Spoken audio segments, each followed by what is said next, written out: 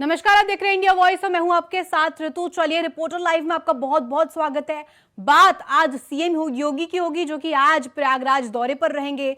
तो वहीं झारखंड में ईडी का शिकंजा किस किस पर कसेगा, त्योहारों पर कहां कहां बन रही मिलावटी मिठाई, इस पर भी बात होगी। इन तमाम बड़ी खबरों पर हमारी नजर बनी रहेगी।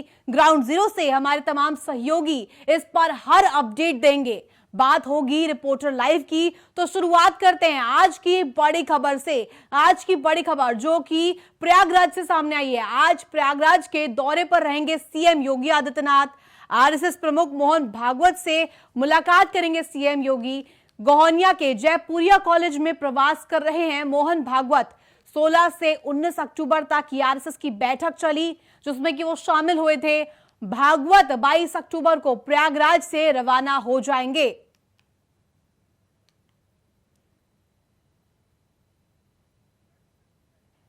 इसी खबर, जिस तरह से प्रयागराज दौरे पर सीएम योगी पहुंचे हैं और ऐसे में तमाम जो आरएसएस के जुड़े हुए बिंदु है उन पर बातचीत होगी। इसी खबर पर ज्यादा जानकारी के साथ हमारे साथ शोएब रिजवी लाइव जुड़ गए। शोएब, जिस तरह से पूरा घटनाक्रम सामने आ रही है, जिसमें कि आज सीएम योगी आदित्यनाथ प्रयागराज पहुंचेंगे, तमाम जो आरएसएस की बैठकें हुई उसके बारे में जानेंगे संघ प्रमुख आरएसएस मोहन भागवत से। बिल्कुल, निश्चित तौर पर प्रयागराज में गोहनिया में जो संघ की एक महत्वपूर्ण बैठक 16 तारीख से शुरू हुई थी, कल ही वो बैठक संपन्न हुई। इसमें पूरे 45 अलग अलग प्रांतों से जो उनके प्रतिनिधि हैं संघ से जुड़े, वो इस बैठक में शामिल हुए थे। और आज मुख्यमंत्री योगी आदित्यनाथ गोहनिया के उसी कैंपस में हेलीपैड पर उतरेंगे और वहां से सीधे वो मोहन भागवत से मुलाकात करेंगे। इस बीच करीब 1 घंटे से ज्यादा समय वो यहाँ पर बिताएंगे। इस 1 घंटे में उनकी संघ प्रमुख से मुलाकात होगी, तमाम विषयों पर चर्चा हो सकती है, ऐसी भी उम्मीद की जा रही है। हालांकि ये कार्यक्रम बहुत औपचारिक नहीं है, इसके बारे में बहुत अभी तक जो जानकारी निकली है वो यही है कि जो कुछ बैठक में हुआ है अभी 16 तारीख से जो शुरू हुई थी, उसमें उसको लेकर के योगी आदित्यनाथ से भी संघ प्रमुख कुछ सलाह दे सकते हैं। खासतौर से पिछले दिनों जो संघ प्रमुख ने जनसंख्या को लेकर के बयान दिया था, उसको लेकर के भी बैठक में काफी मंथन हुआ था और बैठक में इस बात पर भी चर्चा हुई थी कि इसकी एक नीति बनानी चाहिए और उसका समानता के साथ सबसे समान पालन कराना चाहिए। ऐसी नीति बननी चाहिए जिससे जनसंख्या की समस्या से निपटा जा सके। तो ये तमाम विषय हैं जिस पर चर्चा हो सकती है। फिलहाल 1 घंटे से ज्यादा वो यहाँ पर रहेंगे। यहाँ से करीब 30 किलोमीटर दूर गोहनिया के एक निजी कॉलेज में ये सारे कार्यक्रम जो पिछले 16 तारीख से शुरू हुए थे वहीं पर हुए थे और जो संघ से जुड़े लोग थे वो इसी दौरान वहीं पर उन्होंने प्रवास किया था। करीब ज्यादातर जो पदाधिकारी हैं उन्होंने जाना भी शुरू कर दिया है। हालांकि जो मोहन भागवत उनके बारे में 22 तारीख तक है सूचना कि वो 22 तारीख तक वहाँ रहेंगे और उसके बाद यहाँ से जाएंगे। तो हो सकता है इस बीच में उनसे और भी मुलाकातों का दौर जारी रहे। आज योगी आदित्यनाथ जिस तरह से आ रहे हैं और उनसे मुलाकात करेंगे और मुलाकात करने के बाद वहीं से सीधे लखनऊ चले जाएंगे। ये उम्मीद की जा सकती है। तो हो सकता है और भी लोग उनसे मुलाकात करने आए, क्योंकि संघ प्रमुख का एक बड़ा चेहरा है, पूरे देश में उनकी ख्याति है और इस तरह तमाम राजनीतिक जो जुड़े लोग हैं वो उनसे मुलाकात करते रहते हैं। तो आज मुख्यमंत्री योगी आदित्यनाथ खुद उनसे मुलाकात बिल्कुल शोएब, धन्यवाद तमाम जानकारी देने के लिए। चलिए, रुक करते हैं खबरों की ओर। मुख्यमंत्री योगी आदित्यनाथ आज प्रयागराज दौरे पर हैं। प्रयागराज में उनकी मुलाकात संघ प्रमुख मोहन भागवत से होने वाली है। मोहन भागवत 16 अक्टूबर से 19 अक्टूबर तक चले संघ के कार्यक्रम में शामिल हुए थे और ऐसे में वो प्रयागराज पहुंचे थे, जहां उन्होंने आरएसएस प्रमुख से मुलाकात की। सीएम योगी ने आज आरएसएस प्रमुख मोहन भागवत से मुलाकात की।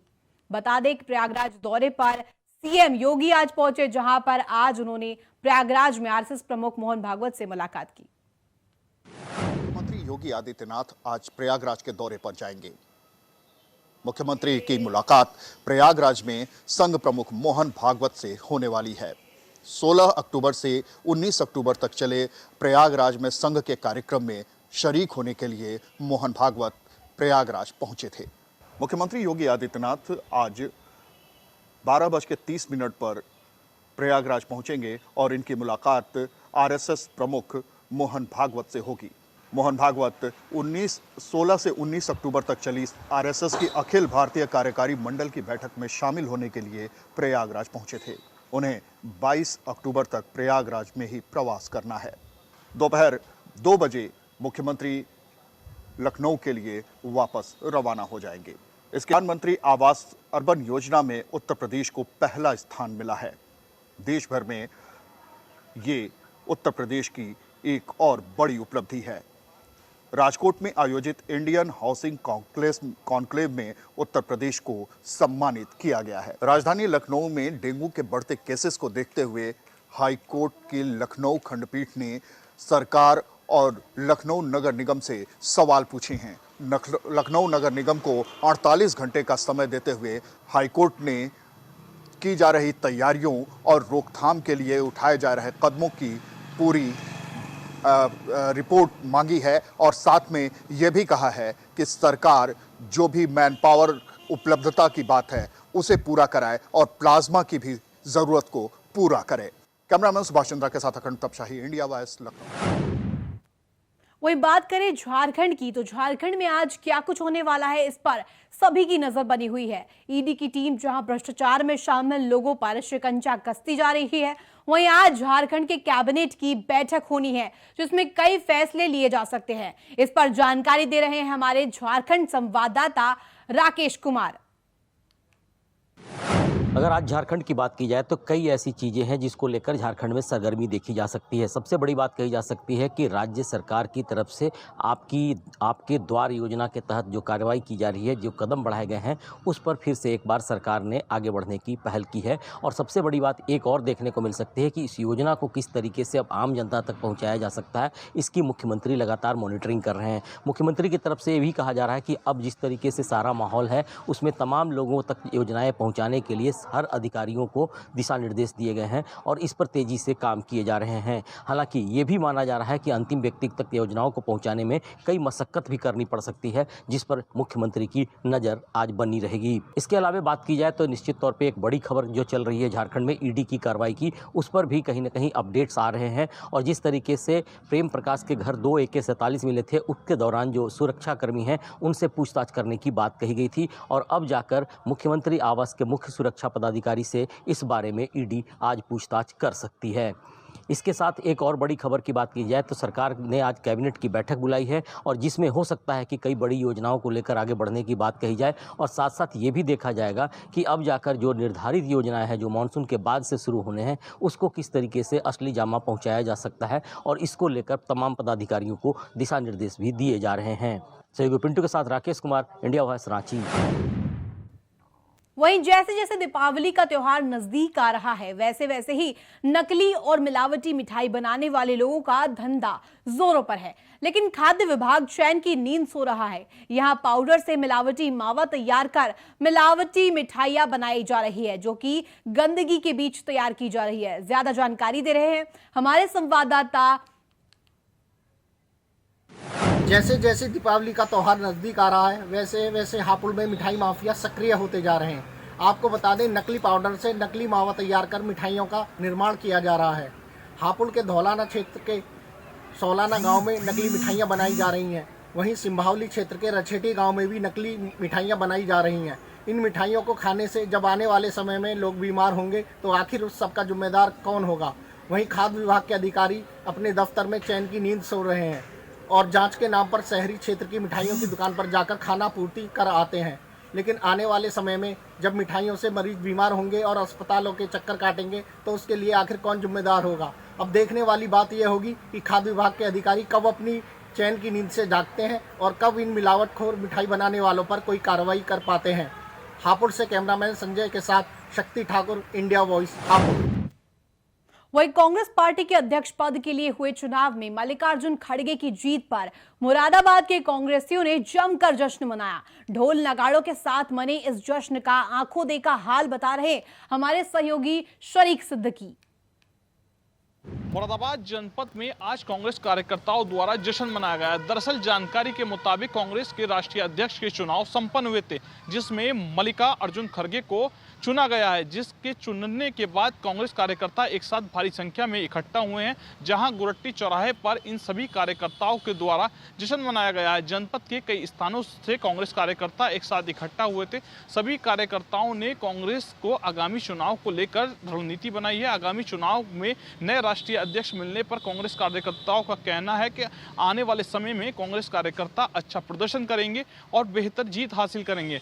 मुरादाबाद जनपद के गुरट्टी चौराहे पर आज भारी संख्या में कांग्रेस कार्यकर्ता इकट्ठा हुए, जिन्होंने ढोल ताशे और के साथ जश्न मनाया है और एक दूसरे को नए राष्ट्रीय अध्यक्ष चुने जाने पर बधाई दी है। दरअसल जानकारी के मुताबिक कांग्रेस के राष्ट्रीय अध्यक्ष के चुनाव संपन्न हुए हैं, जिसमें अलग अलग प्रदेशों में चुनाव कराए गए थे, जिसमें राष्ट्रीय अध्यक्ष के तौर पर मल्लिकार्जुन खड़गे को चुना गया है। वहीं मल्लिकार्जुन खड़गे के चुने जाने के बाद मुरादाबाद जनपद के कांग्रेस कार्यालयों पर जश्न का माहौल है। मुरादाबाद जनपद के जिला और महानगर कार्यालय पर जश्न मनाया गया है। जश्न मनाए जाने के बाद कांग्रेस कार्यकर्ताओं ने एक साथ इकट्ठा होकर कई जगहों पर स्थानों पर पहुंचकर लोगों को मिठाई भी खिलाई है। मुरादाबाद से इंडिया वॉइस के लिए शारिक सिद्दीकी। वहीं रामनगरी अयोध्या में भव्य और दिव्य दीपोत्सव की तैयारी जोरों पर है। इस बार 17 लाख दिए अयोध्या में जलाए जाएंगे, जो एक नया कीर्तिमान होगा। वहीं 23 अक्टूबर को प्रधानमंत्री नरेंद्र मोदी भी अयोध्या आगमन पर है। तैयारियां इस पर भी जोरों पर है। इस खबर की पड़ताल कर रहे हमारे सहयोगी प्रियम पाठक। अयोध्या की दीपावली इस बार नया वर्ल्ड रिकॉर्ड बनाने जा रही है। इस बार अयोध्या में दीपोत्सव के कार्यक्रम में प्रदेश सरकार की तरफ से लक्ष्य रखा गया है कि 18 लाख दियों को जलाया जाएगा, जो अपने आप में एक नया वर्ल्ड रिकॉर्ड होगा, जिसमें 15 लाख दिए राम की पैड़ी पर और इसके अलावा अन्य दिए पूरी अयोध्या में जलाए जाएंगे, जो अपने आप में एक नया वर्ल्ड रिकॉर्ड होगा। इसके साथ ही इस बार अयोध्या में होने वाले दीपोत्सव कार्यक्रम में प्रधानमंत्री नरेंद्र मोदी भी खुद मौजूद होंगे और इसी के लिए ध्यान में रखते हुए इस बार प्रदेश सरकार की तरफ से इस कार्यक्रम को भव्य बनाने की तैयारी की जा रही है। इसके साथ ही कई तरीके के सांस्कृतिक कार्यक्रमों का भी आयोजन अयोध्या में रखा गया है, जिसमें देश विदेश के कलाकार अलग अलग तरीके की सांस्कृतिक प्रस्तुतियां देते हुए नजर आएंगे। एक तरफ जहां पूरी अयोध्या दीपों से जगमगाती हुई नजर आएगी, वहीं दूसरी ओर सांस्कृतिक रंगारंग कार्यक्रमों के जरिए एक बड़ा मैसेज देने का भी कार्यक्रम जो है वो रखा गया है। अयोध्या में होने वाले इन सांस्कृतिक कार्यक्रमों में मध्य प्रदेश, तेलंगाना, तमिलनाडु, हरियाणा राज्यों के जो विशेष कलाकार हैं वो भी आकर अपनी प्रस्तुति देते हुए नजर आएंगे और इसी के साथ अयोध्या एक नया वर्ल्ड रिकॉर्ड बनाती हुई नजर आएगी और एक बार नए स्वरूप में अयोध्या का कहीं ना कहीं लोगों को दीदार होने का मौका मिलेगा, देखने का मौका मिलेगा। खुद प्रधानमंत्री नरेंद्र मोदी भी इस बार फिजिकल रूप से मौजूद होकर इस दीपोत्सव का आनंद लेते हुए नजर आएंगे। कैमरामैन सुभाष चंद्रा के साथ प्रियम पाठक, इंडिया वॉइस।